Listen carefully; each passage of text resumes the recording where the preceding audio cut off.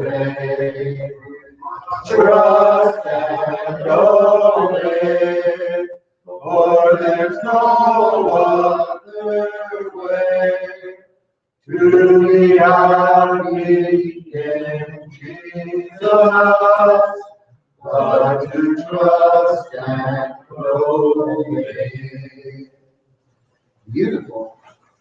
Thank you very much. Let's go ahead and sing Love Lifted Me, page 345.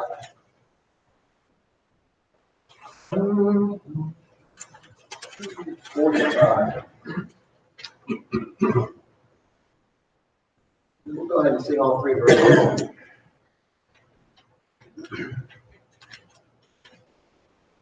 I always think of this as like a sailor's tune for some reason. You know, an old sea shanty to some degree. All right, sorry. I was sinking deep in sin, far from the peaceful shore, very deeply stained within, sinking to rise no more. But the master of the sea heard my despair and cry. From the waters lifted me, now safe and high. Love lifted me, love lifted me, when nothing else could help. Love lifted me, love lifted me, love lifted me, when nothing else could help. Love lifted me. All my heart to Him I give, ever to Him I cling. In His blessed presence live, ever His praises sing. Love so mighty and so true, merits my soul's best songs. Faithful, loving service to Him belong. Love lifted me, love lifted me, when nothing else could help. Love lifted me, love lifted me, love lifted me, when nothing else could help. Love lifted me. Oh, the danger look above, Jesus completely saves. He will lift you by His love out of the angry waves. He's the master of the sea, billows His will obey. He a Savior wants to be saved today. Love lifted me, love lifted me, when nothing else could help. Love lifted me, love lifted me, love lifted me, when nothing else could help. Love lifted me. All right, thank you guys very much. That was beautiful this morning. You want to mark us home for communion? Yeah, let's go ahead. We're going to sing Have Thine Own Way at the closing of our service to our sermon to prepare our hearts for the Lord's Supper. Okay. All right. Have Thine Own Way. Okay. 169. Okay. Go ahead and mark that. Everybody remember this show? I think most of us are, dare I say it, old enough to remember it. From the first time around, before reruns.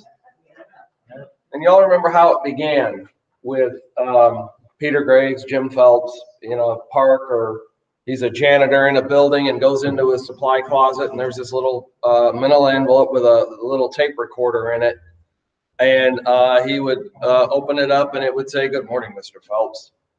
and then would give them some brief summary of a situation, and then at the end say, your mission, should you decide to accept it, and then tell them what his mission is. And I actually just saw a special about this series and all these exotic locations they went to, and it turns out they never left LA County. Every one of those exotic countries they were in was on a back lot somewhere there right in Los Angeles. So kind of, I know, kills the mystique of the show, but and that's a little bit what I want to talk about today, because in a couple of weeks I'm going to be headed up to Tennessee to join Debbie and Amelia up there. Amelia's getting enrolled in school tomorrow, so we can kind of help out with Debbie's parents who are having a lot of health issues. Her dad's with cancer and everything. So that's what we're going to be doing. So that's kind of what I wanted to talk about. Your mission, should you decide to accept it, over the coming weeks here as we're heading into the future, heading into the new year. And the outline there that you've got will go along with the PowerPoint, and you can fill it in from the blanks, fill in the blanks from the PowerPoint on the screen behind me. Now, let's look at this. Acts chapter 2, verse 47 is one of our passages where they were praising God, having favor with all people, and the Lord added daily to the church such as should be saved. Notice you can't join the church. The Lord adds you to the church at a point after you have obeyed the gospel and been baptized into Christ. You can join the Rotary Club or the Kiwanis Club or a denomination, but the Lord adds people to the church. And we have to understand that's not being anything dogmatic, but that's just basic fundamentals. And as Christians, the mission now is going to be to go to some of these fundamentals. COVID has made things difficult, let's face it, but it's not impossible for us to be able to take the gospel to people and to be able to add to the church. I'm seeing on social media that there are still a lot of places where they're still evangelizing, they're still baptizing, they're taking all the appropriate precautions, but they're still able to do it. So I want us to look at our mission. Our mission primarily is to share Jesus. Is just to tell Jesus. You don't have to be a formal preacher standing in the pulpit every Sunday to do it. You can do it anytime, anywhere that you've got an audience. If you've got someone around you who is not a Christian, you got a mission field right there. And here for the Central Church, sharing Jesus with people here in our community is going to be the mission. That's what you're going to have to carry on after I've left, and Henry for however long he's here. Who knows if you'll get somebody else, but Henry has got here, and I think 2 or 3 other churches that he's looking after. So he's going to need help.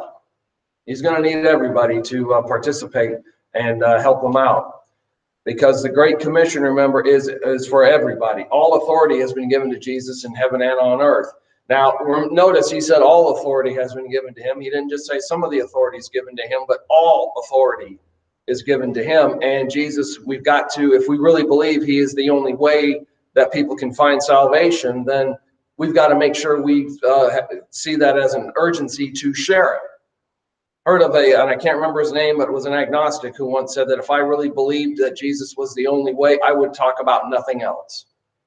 And yet, as Christians, how many of us talk about football? We talk about politics, talk about the weather, talk about this, that, and the third. But we don't always talk about Jesus when we need to. And so the mission is going to be telling people and teaching people about Jesus right here in your community or wherever it is that you go. Whether you Tallahassee, Thomasville, Jefferson County, wherever you go. That's really what it means when he said go into all the world. It's as you go into all the world.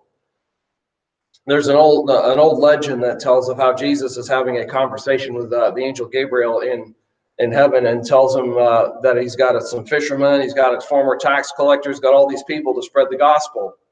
And Gabriel says, well, what's the backup plan if that doesn't work? And Jesus said, there is no backup plan. That's the plan. It's for us to take the gospel to everybody. And it's not just to rely on a so-called clergy class or anything like that. Technology is great. Having Zoom, having Facebook, YouTube, and all these other social medias to spread it is great, but we still need that human contact, human touch for people. Carrying out the mission means that we've got to convince people in our lives of their need for Jesus.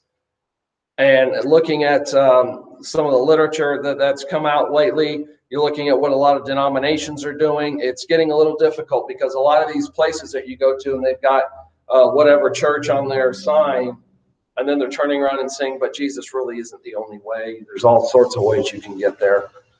That's not a very good selling point. You've got to believe in it. When I sold insurance, I had to really believe in the product that I was selling in order to convince people to buy it. And it was for a company that I actually had to use the services a time or two before I sold it. So I could do it, and I could be convincing and believe in it because I had good customer service from them. And that's the same thing as Christians. We have got to tell people, we have got to be convinced in our own mind that Jesus is what people need here in the 21st century. And we've got to put forth the effort to find them. There are interested people out there. I'm convinced of that. I do believe that people are still searching spiritually. It's a dark world. Sometimes we just got to dig a little bit deeper, work a little bit harder, because so many people right now are not being raised in a Christian home. I grew up in a neighborhood where there were more people that did not go to church than did. And most of my friends growing up, the majority did not go to church anywhere. And now they're parents and grandparents now, and probably didn't go to church, didn't take their kids. So you've got 2 or 3 generations there of people who have not gone to any kind of church assembly regularly. So to them, Jesus is just somebody they hear about at Christmas and Easter. And so we've got to tell them that there's more to it than that. So fulfilling the mission, should you decide to accept it before the tape self-destructs. Let me share with you some traits here that we are going to need, because number one, we've got to have some sincerity. People are going to know if you're a phony, if you're really interested in them, or if you're not, if you are really living a Christian life and you're not. Now, remember, I always have to stop here and define our terms. When I'm talking about sincerity, when I'm talking about Christian love or anything like that, I'm talking as defined in Scripture, not defined by the latest Gallup poll or the latest Fox News poll. I'm not talking about what people on social media are saying. I'm not saying what political parties say. What does the Bible say? Because if you notice, the way the world defines love, the way the world defines Christianity, it's a completely different ballgame than what we see in the Scriptures. It's not the same. So we got to go through the Scriptures to define our terms. And notice here, Romans 12:9 says, let love be without hypocrisy, abhor what is evil, cling to what is good. 1 Peter 2:1 says to lay aside all hypocrisy. So they've got to notice it and see the sincerity that we have. And this word, our English word sincere, comes from a Latin word that means without wax.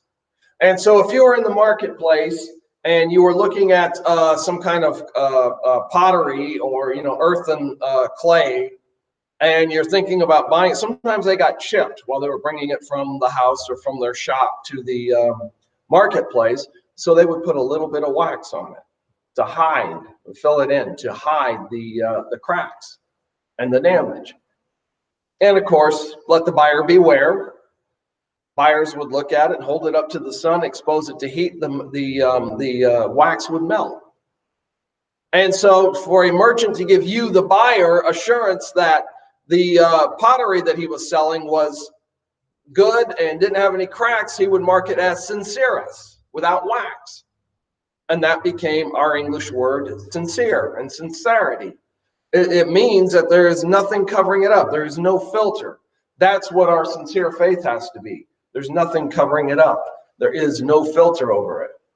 And then remember, what people need to see in us as Christians is that we are sincere about our faith. There's nothing covering it up. There's nothing phony about it. And sure, there are going to be times we slip. We all know that. Doesn't mean you're a hypocrite because you slip, because maybe you let an expletive slip once in a while. That's not hypocrisy. Hypocrisy is something completely different. But we've got to have that singleness of heart that Acts chapter 2, verse 46 talks about, that the early Christians had, that gladness, that joy they had, and happiness when they were together, when they went out into the world to share the gospel, when they went out to tell people about Jesus. They had a sincerity about it. They were satisfied with what they had. They were a thankful people. And then we have to remember, too, that there is nothing that will turn people off more than a phony Christian. Think about that for just a second. That's what a hypocrite is, isn't it? Hypocrite's an actor, someone who knows they're playing a role. We were involved in the Opera House here and played some roles in some stage productions. And there was one time I had to play a crooked lawyer. Yeah, I know that's a redundancy. But, I did not behave in real life the way that lawyer did. It was just an act, a role I was playing on stage, and I knew it. Got up on stage, did my lines, and then walked off and was who I am after I got up. There's a story that came out of a Reader's Digest about a woman who traveled 50 miles to visit a friend. And then she went out to get in the car to leave after her visit and realized that the keys were sitting there and the door was locked. So she called, this is before cell phones. So she called her husband and he said, all right, just wait right there. I'll get my keys and bring them out to you.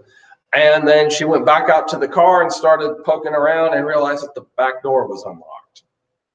Ran inside to call her husband to tell him not to come, but he'd already left the house.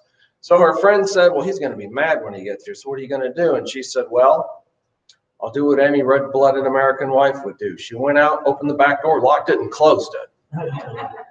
So see, it's hard sometimes to not want to cover up our imperfections, isn't it? We like to cover them up. Politicians like to cover them up. We don't like our bad side or our weaknesses to be seen. We want to try and cover them up. But when it comes to our faith, it needs to be sincere. People need to see that we are just as real as they are, that we have the same struggles that they have, and that requires a passionate conviction. Notice here Jeremiah, his word is in my heart as a fire shut up in my bones. I am weary of holding it in. Indeed, I cannot. Acts 17, while Paul waited for Timothy and Silas at Athens, his spirit was provoked within him when he saw that the city was given over to idols. And you notice Paul didn't just sit there and say, well, they've got all these altars and these temples to various gods. They're just going to find their own way. It's all right. It's all good that they can just find their own way. What did he do? Because remember that the Athenians just sat there just waiting for something new to come along. They were always looking for the next big thing, like Vince Gill's song from several years ago. And so Paul used that as an opportunity. I had a friend who got to do that in Prague one time when he was over there, that there was a crowd of people, and he used the buildings and the architecture very much like Paul did here in Athens to present the gospel to people because of his conviction that Jesus is what they needed, that Jesus is the only path that they're going to find to God. And they've got to go through him. And that's why he wanted them to understand that. And that's why he preached it. Another account that I read about here of a preacher in the Columbus, Ohio area that was driving by an Islamic mosque, and he looks around at the various false religions that were coming into the Cincinnati area. And he said he felt a lot like Paul must have felt in Athens. And he gets very distressed, he said, with various pagan gods and other faiths coming in. And he went on to say that I understand that the purchasing department of a major grocery store has a sign that reads, salesman, before you sell your product, be so convinced of its superiority that when you're finished, people will be more anxious to buy it than you are to sell it. How are you with your Christianity? Are you as sincere with it that anyone that you're talking to is going to be more anxious to know about Jesus than you are to tell them? That's what we all need to be. That's the level of enthusiasm that we all need to have. I know it's not always politically correct anymore, but I don't see Jesus worrying about politically correct or hurting people's feelings. Sometimes it would happen. But look at here again in Jeremiah. If I say I'll never mention the Lord or speak in his name, his word burns in my heart like a fire. It's like a fire in my bones. I'm a worm out trying to hold it in. All right, I am worn out rather trying to hold it in. I can't do it. And then Jeremiah, there's the kind of conviction needed to motivate us to share the gospel of Jesus. It's the excitement. You know, when a kid comes home, when my daughter got straight A's and she came home, do you think she was very quiet about it? Oh no, she was all excited about it. She wanted to call my brother. My brother told her he would give her $1 for every A she got. So she wanted to call Uncle Misha and tell him that she got all A's. So I dialed it and I put it on speaker. He answered the phone. She says, "You owe me some money, dude." She was excited about it. That's the kind of excitement we need when we are telling people about Jesus. We've got to have that kind of excitement. They have to see that our enthusiasm for Jesus. Enthusiasm goes a long way. When I was employment specialist down at the high school, that was one thing I drove into the kids when they're on the job. Enthusiasm and a good attitude will go a long way on the job. You might not be the best salesman. You might not be the best worker. But if they see you've got attitude, a good attitude, and you've got enthusiasm, it's going to go a long way towards helping you keep the job whenever there's problems, whenever there's cutbacks or something like that. They might be a good worker, but if he's got an attitude problem, I can just about guarantee he's not going to last very long. And I saw that in my work experience. To complete the mission, we need a spiritual reliance. In other words, human effort isn't going to do it all. We got to rely on the power that the Lord gives us. We got to rely, as we saw them doing in the book of Acts, relying on God, praying to God for power, praying to God for wisdom, praying to God for what they needed. Even back in the Old Testament, when Nehemiah was getting ready to go up to the king, you notice between the time the king called him forward and the time he got there, he said he sent up a prayer to heaven. Now, I don't know how far that was, but it wasn't very far, probably just a couple of feet before he got there. But you can pray anytime, and you can stay in that prayerful mindset that we all need to keep. And so when you are pursuing a mindset that way, ask yourself some questions. Number one, do you believe that only Jesus can change a person and save their soul? If you really believe that, then that should be what we're talking about. That should be our primary emphasis of conversation. Should be that. And then, are you praying for any person in particular? Anybody, friend, relative, your neighbor, that you can be praying about? That they be restored, or that they come to Christ, that they make that decision to be baptized into Christ, or you can get a study with them. Maybe you won't actually do the baptizing, but maybe you'll get some seeds planted that somewhere down the road someone will do it. And do you know it is our duty to pray for those people to come to Christ, those who are outside of Christ, and be praying for them, whether they're our neighbors, world leaders, whoever. Make sure that we are praying for people to come to Christ. And then, do you understand it is our mission to influence the lost, to be a Christian influence on the lost? Think about this. When my kid goes to school, there's going to be all sorts of influences that are trying to influence her away from Christ, from her peers to the science class to you name it. There'll be people there trying to steer her away from Christ. So I need to be that influence to steer her towards Jesus. There's all these influences telling people how Jesus is just another philosopher among philosophers, that he's a myth, that he really didn't exist, and whatever else they're telling them. We got our work cut out for us. We need to be telling people the biblical truth about Jesus. Several years ago, about 25 years ago, I think it was, Billy Graham held a crusade in Cincinnati, Ohio at Paul Brown Stadium, where at the time the Cincinnati Bengals played. I think they still play there, but I'm not sure. Stadium holds about 60,000 people.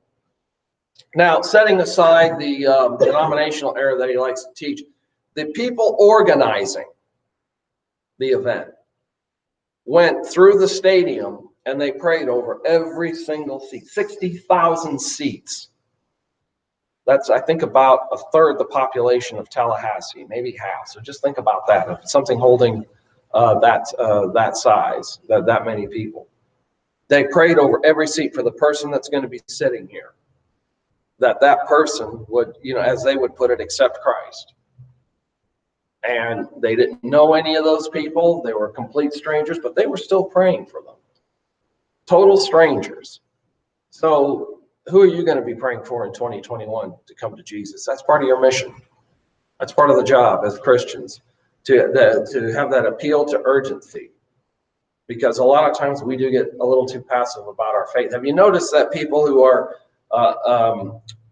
anti-Christianity, they're not at all passive? They are not at all soft about preaching against Jesus and saying what a fairy tale Christianity is and all that. They're pretty bold about it.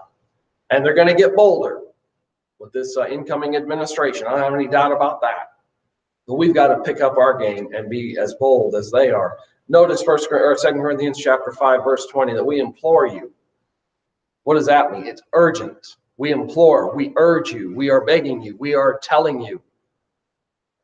And, I don't know what the statistics are. I've seen statistics as high as 90% of Christians who would say, I've never led anybody to Jesus.